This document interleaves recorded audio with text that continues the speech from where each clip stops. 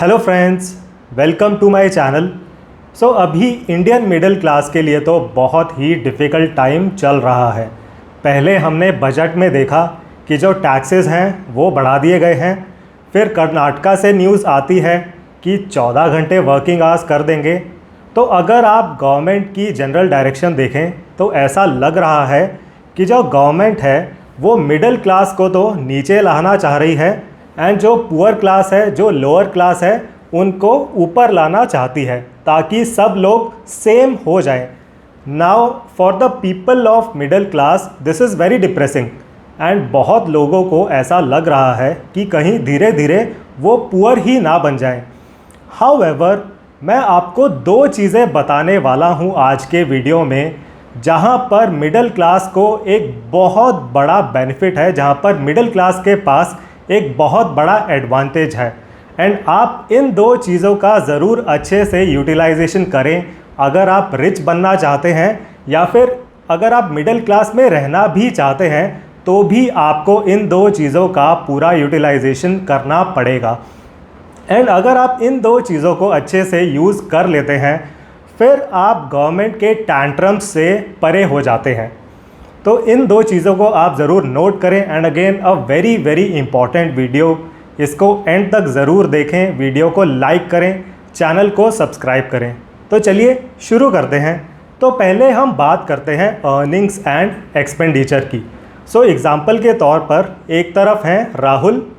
Rahul corporate company में job करते हैं। राहुल की सैलरी है 1.5 लाख रुपए per month. Rahul is middle class. अब दूसरी तरफ हैं मोमोज़ वाले भैया। तो आपने बहुत ऐसे मीम्स भी देखे होंगे कि मोमोज़ वाले भैया तो काफ़ी अच्छा अर्न कर लेते हैं। तो एक तरफ राहुल हैं, दूसरी तरफ हैं मोमोज़ वाले भैया। अब जो मोमोज़ वाले भैया हैं उनकी अर्निंग्स भी काफ़ी अच्छी हैं। He is also earning 1 lakh rupees per month, but he is not considered to be middle class because उनके रहने का तरीका इज़ लाइक पुअर। तो अब अगर आप रियलाइज़ करें इन दोनों की अर्निंग्स मोटा मोटी सेम ही हैं बिकॉज राहुल की सैलरी 1.5 लाख ज़रूर है पर मंथ, बट उसमें से टैक्स कट जाता है, पीएफ डिडक्ट होता है। तो हो सकता है at the end of the day Rahul के पास जो इन हैंड सैलरी आ रही है वो है 1.1 लाख या फिर 1.2 lakh rupees per month. On the other hand momos वाले भैया जो हैं वो मेजरली कैश में ट्रांजैक्शंस कर रहे हैं एंड अनऑर्गेनाइज सेक्टर है उनका, तो वो मिनिमल टैक्स पे कर रहे हैं। तो आप रियलाइज़ करेंगे इन दोनों की अर्निंग्स आर मोटा मोटी इक्वल। तो ये बात हुई अर्निंग्स की। अब हम एक्सपेंडिचर की बात कर लेते हैं। तो एक्सपेंडिचर में आप रियलाइज़ करेंगे हो सकता है जो राहुल है उसका एक्सपेंडिचर होगा शायद 50,000 रुपीज़ पर मंथ। तो उसकी salary I in hand 1.2 lakh rupees, उसमें से 50,000 रुपये का उसका एक्सपेंडिचर है on a monthly basis. On the other hand जो मोमोज़ वाले भैया हैं उनका एक्सपेंडिचर काफ़ी कम रहेगा। उनका एक्सपेंडिचर शायद होगा 5,000, 10,000, 15,000 रुपये पर मंथ। तो आप रियलाइज़ करेंगे अब जो राहुल है, राहुल और मोमोज़ वाले भैया की अर्निंग्स आर मोटा मोटी सेम। राहुल का एक्सपेंडिचर काफ़ी ज़्यादा है तो अब राहुल की सेविंग्स भी कम रहने वाली है because savings equal to earnings minus expenditure. तो आप अगर डायरेक्ट इन दोनों के बीच में कंपैरिजन करें तो शायद आपको लगेगा कि Rahul is getting left behind because Rahul की savings are less than momos वाले भैया। सिमिलरली अगर आप देखें तो स्पेशली बड़े शहरों में बहुत ऐसे लोग हैं जो कोई फैंसी काम नहीं कर रहे हैं but they are earning good money and they are saving a good amount of money. अब जो लोग जोमेटो स्विगी का काम कर रहे हैं वो मल्टीपल काम करते हैं and they are saving good amount of money. तो अगर आप डायरेक्ट कंपैरिजन करें तो आपको ऐसा लगेगा कि जो सैलरीड एम्प्लॉयज़ हैं may be they are saving less amount of money compare to these people. But Rahul के पास सबसे बड़ा एडवांटेज क्या है? राहुल के पास है financial history and loan taking capacity. तो अगर अब ये दोनों राहुल एंड मोमोज़ वाले भैया अगर ये दोनों अब बैंक जाते हैं लोन लेने के लिए तो राहुल को तो ईजिली लोन मिल सकता है, बिकॉज राहुल के पास एक फिनेंशियल हिस्ट्री है, टीडीएस कटता है, आईटीआर फेल करता है राहुल, तो बैंक राहुल की पूरी कुंडली निकाल सकता है 2 मिनट में। तो राहुल को तो लोन मिल सकता है अप टू 1 CR, बिकॉज उसकी सैलरी है 1.5 लाख रुपीज़ पर मंथ, 75,000 की मैक्सिमम उसकी EMI बन सकती है। And current rate of interest पे अगर आप कैलकुलेट करें तो मोटा मोटी 1 CR तक का लोन राहुल उठा सकता है easily. On the other hand जो मोमोज़ वाले भैया हैं, जब वो बैंक जाते हैं तो अब उनकी कोई इस तरह की फिनेंशियल हिस्ट्री नहीं है, तो बैंक उनको लोन देने से मना कर सकता है, बिकॉज जो मोमोज़ वाले भैया हैं उनकी मिनिमल फिनेंशियल हिस्ट्री है, मोस्टली बिकॉज कैश में ट्रांजैक्शंस करते हैं वो, तो अर्निंग्स सेम होते हुए हो सकता है उनको लोन ना मिले फ्रॉम द बैंक। तो यहाँ पर ये पहला बड़ा एडवांटेज है मिडिल क्लास के पास, financial history and loan taking capacity. And इस बेनिफिट का आप ज़रूर फ़ायदा उठाने की कोशिश करें, तो आप घर ज़रूर खरीदें by taking home loan, by taking housing loan. चाहे आप सेल्फ यूज़ के लिए उस घर को खरीदें या फिर आप रेंटल इनकम भी जनरेट कर सकते हैं उस घर को खरीदने के बाद, बिकॉज प्लीज़ रियलाइज़ बहुत राहुल्स हैं जो 75,000 रुपये जो उनकी सेविंग्स हो रही हैं फ्रॉम द सैलरी, उसको वो म्यूचुअल फंड्स में इन्वेस्ट कर रहे हैं, SIPs में इन्वेस्ट कर रहे हैं। Now please see that mutual funds में SIPs के लिए आपको लोन नहीं मिलता है फ्रॉम द बैंक। अब वो जो 1 CR का लोन आप उठा सकते हैं, आपको बस हाउसिंग लोन, होम लोन मिलता है at very nominal interest rates. Mutual fund SIP में डालने के लिए अगर आप बैंक को रीच आउट करेंगे कि dear bank give me some loan, I want to invest in mutual fund in SIPs, तो बैंक आपके लोन को रिजेक्ट करने वाला है, राइट। तो ये चीज़ आप प्लीज़ रियलाइज़ करें। So as middle class this is the first big advantage, first big benefit that you have, financial history and loan taking capacity, and please try to utilize this, because आगे बढ़ते हुए आप ये चीज़ ज़रूर realise करें। देखिए future में home owners will be calling the shots, because आजकल मोस्टली जो यंगस्टर्स हैं वो रियल एस्टेट परचेज नहीं कर रहे हैं, रेंट पर रहना पसंद करते हैं यंगस्टर्स। एंड जो रेंट्स हैं specially in the big cities of India वो ऑलरेडी काफ़ी हाई हो चुके हैं एंड फ्यूचर में और ज़्यादा बढ़ने वाले हैं, बिकॉज लोग अब रियल एस्टेट खरीद नहीं रहे हैं, तो डिमांड बहुत ज़्यादा है ऑफ रेंटल प्रॉपर्टीज़। एंड एक चीज़ आप रियलाइज़ करें, आपको बहुत कैलकुलेशंस मिलेंगी on YouTube regarding real estate, कि रियल एस्टेट में आपको क्या बेनिफिट्स मिलते हैं, कितना परसेंटेज आपको रिटर्न मिलता है ऑन रियल एस्टेट। अब इन सब कैलकुलेशंस में एक बहुत बड़ा धोखा भी रहता है which you have to call out. तो इन कैलकुलेशंस में रेंटल इनकम को इंक्लूड नहीं किया जाता है कभी भी, बस कैपिटल एप्रिसिएशन को इंक्लूड किया जाता है। Rental income is excluded from all these calculations, but you have to see that, देखिए रियल एस्टेट में सबसे बड़ा benefit is rental income only. वो जो रेंटल इनकम है वो आपकी क्वालिटी ऑफ लाइफ को इम्प्रूव करती है, right. So rental income is the biggest thing in real estate investments. तो ये चीज़ आप ज़रूर रियलाइज़ करें। एंड देखिए रही बात लोन्स की, तो मोस्टली लोग होम लोन्स को 10 साल के अंदर अंदर रीपे कर देते हैं टू द बैंक।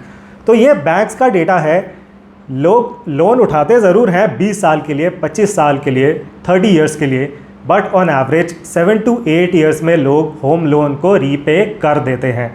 एंड फिर उसके बाद आपके पास अब क्या बचा है, आपके पास है अपनी सैलरी प्लस एक रेंटल इनकम है आपके पास।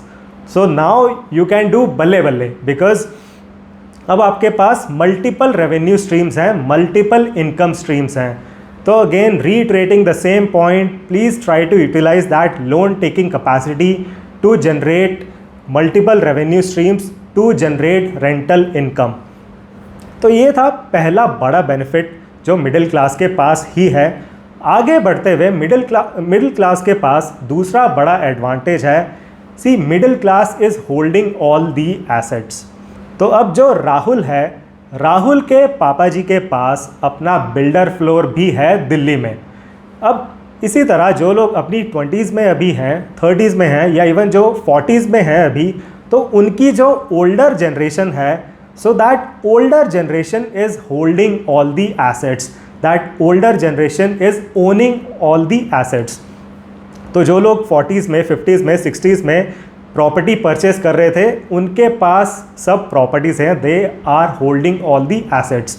एंड धीरे धीरे over a good period of time इन सब एसेट्स की, इन सब प्रॉपर्टीज़ की वैल्यू काफ़ी अप्रिशिएट हो चुकी है। तो हो सकता है वो जो बिल्डर फ्लोर है राहुल के पापा जी के पास इन दिल्ली, हो सकता है उसकी वैल्यू अप्रिशिएट होकर अब 6 CR की हो चुकी है। एंड जो लोग दिल्ली में रहते हैं वो इस स्टेटमेंट से ज़रूर आइडेंटिफाई करेंगे। देखिए, दिल्ली में एक बिल्डर फ्लोर की cost in a normal area 5 CR 6 CR easily जा चुकी है। तो इस चीज़ का आपको ज़रूर यूटिलाइजेशन करना है, एंड उसके लिए आपको करनी होगी प्रॉपर्टी रीस्ट्रक्चरिंग। तो देखिए, 2 मिस्टेक्स यहाँ पर हो रही हैं, 2 बड़ी मिस्टेक्स हो रही हैं।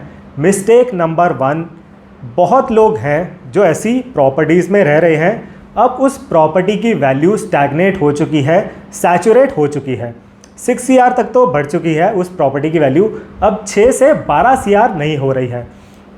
एंड ये जो कॉलोनीज़ हैं वहाँ पर रहने में भी कोई मज़ा नहीं आ रहा है।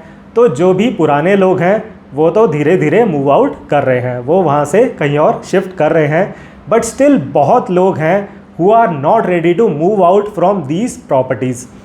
तो ये है मिस्टेक नंबर 1। मिस्टेक नंबर 2 क्या हो रही है, कुछ लोग हैं who are ready to move out, तो वो मूव आउट तो कर जाते हैं from these colonies, from these properties, but उस प्रॉपर्टी को वो स्टिल होल्ड करके रख रहे हैं, उस प्रॉपर्टी को वो स्टिल पकड़ के रखते हैं, जबकि उस प्रॉपर्टी की वैल्यू अप्रिशिएट तो क्या होनी थी, डेप्रिशिएट हो रही है।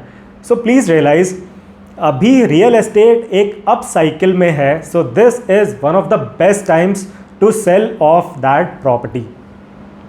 सो when it comes to property restructuring, and यहाँ पर कीवर्ड है प्रॉपर्टी रीस्ट्रक्चरिंग, आपको ज़रूर रियलाइज़ करना है। देखिए, जहाँ तक प्रॉपर्टी रीस्ट्रक्चरिंग की बात है तो एक सिंपल रूल है, अगर आपकी प्रॉपर्टी की वैल्यू अप्रिशिएट हो रही है, अगर आपके आसपास जो जेंट्री है, जो लोग हैं वो पहले से बेटर आ रहे हैं, फिर तो आप उस प्रॉपर्टी को ज़रूर पकड़ के रखें। बट अगर उस प्रॉपर्टी की वैल्यू स्टैग्नेट हो चुकी है, सैचुरेट हो चुकी है, या फिर अप्रिशिएट नहीं हो रही है, फिर you have to take a call, try to sell that property and try to move out from that area. Because as we discussed, जो वो बिल्डर फ्लोर है राहुल के पापा जी के पास, वो 6 CR का तो हो गया है, काफ़ी अप्रिसिएशन आई है उसमें, बट अब 6 CR से 12 CR होता हुआ वो नहीं दिख रहा है। एंड काफ़ी टाइम से दिल्ली में ऐसा ही है, जो प्रॉपर्टी के रेट्स हैं वो स्टैग्नेट हो चुके हैं। तो अब उस प्रॉपर्टी को पकड़ के रखने में कोई फ़ायदा नहीं है, तो आपको कोई बेनिफिट नहीं मिल रहा है, बिकॉज फिर आपका पैसा, आपका मोटा पैसा उस प्रॉपर्टी में फंसा हुआ है, एंड आपको कोई फ़ायदा नहीं मिल रहा है, ना तो कैपिटल एप्रिसिएशन हो रही है इन दैट प्रॉपर्टी, ना ही कोई रेंटल इनकम जनरेट हो रही है फॉर यू। तो बहुत लोग अब क्या कर रहे हैं, वो दिल्ली में एक बिल्डर फ्लोर सेल करते हैं एंड गुड़गांव में 2-3 फ्लैट्स खरीद लेते हैं, एंड इस तरह वो अपनी प्रॉपर्टी को रीस्ट्रक्चर कर पा रहे हैं। तो गुड़गांव में 2-3 फ्लैट्स खरीद लिए, एक फ्लैट में वो खुद रहते हैं इन गुड़गांव, एंड बाकी जो 1 या 2 फ्लैट्स उन्होंने ख़रीदे हैं उनको वो रेंट पर चढ़ा देते हैं, एंड उससे रेंटल इनकम जनरेट हो रही है। एंड फिर ये जो रेंटल इनकम है उसको आप म्यूचुअल फंड्स में, स्टॉक्स में इन्वेस्ट करें, फिर आप करें कैलकुलेशंस। तो वो जो रियल एस्टेट की कैलकुलेशंस होती हैं विदाउट एनी रेंटल इनकम, उसमें तो आपको ऐसा ही लगेगा कि अच्छा हाँ, रियल एस्टेट में इन्वेस्ट करके तो क्या ही फ़ायदा है, एम आई ए फूल जो मैं रियल एस्टेट में इन्वेस्ट करूँगा। बट जब आप इस तरह कैलकुलेशंस करेंगे, रेंटल इनकम को भी इंक्लूड करें इन द कैलकुलेशन, फिर रेंटल इनकम को म्यूचुअल फंड्स में डालें, स्टॉक्स में डालें, फिर करें आप calculations, then you will be able to realize the actual benefits of buying real estate and actual benefits of doing property restructuring, right? तो property restructuring is very important तो जो भी आपके पास प्रॉपर्टीज़ हैं आप उनका एनालिसिस करें and then try to make the best use of these properties. तो इस चीज़ का आप ज़रूर नोट बनाएं and try to implement this idea. So अगर आप ये दोनों चीज़ें फॉलो करते हैं, उसके बाद आपके पास अपनी एक सैलरी है प्लस रेंटल इनकम है जिसको आप म्यूचुअल फंड्स में, स्टॉक्स में इन्वेस्ट कर देते हैं। तो इस तरह जो मिडिल क्लास के पास दो बड़े बेनिफिट्स हैं, जो दो बड़े एडवांटेजेस हैं, loan taking capacity and assets, उनका आप पूरा यूटिलाइजेशन करने की कोशिश करें। एंड अगर आप इन दो चीज़ों को यूटिलाइज़ कर पाते हैं अच्छे से, फिर आप गवर्नमेंट पॉलिसीज़ के परे हो जाते हैं। फिर आप कहते हैं कि हाँ भाई डियर गवर्नमेंट, आपको जो करना है कर लीजिए, अपनी सेहत पे तो कोई असर नहीं पड़ने वाला है। अपने पास मल्टीपल इनकम स्ट्रीम्स हैं, मल्टीपल रेवेन्यू स्ट्रीम्स हैं। सो आई डू नॉट केयर कि गवर्नमेंट अब क्या पॉलिसीज़ निकाल रही है। अगर वो रियल एस्टेट को बढ़ावा दे रही है तो मेरे पास रियल एस्टेट भी है। अगर वो स्टॉक्स और म्यूचुअल फंड्स को बढ़ावा दे रही है, मैंने तो वहाँ पर भी इन्वेस्ट कर रखा है, वो जो रेंटल इनकम है। तो चित भी मेरी, पट भी मेरा, आड़ा मेरे पिताजी का।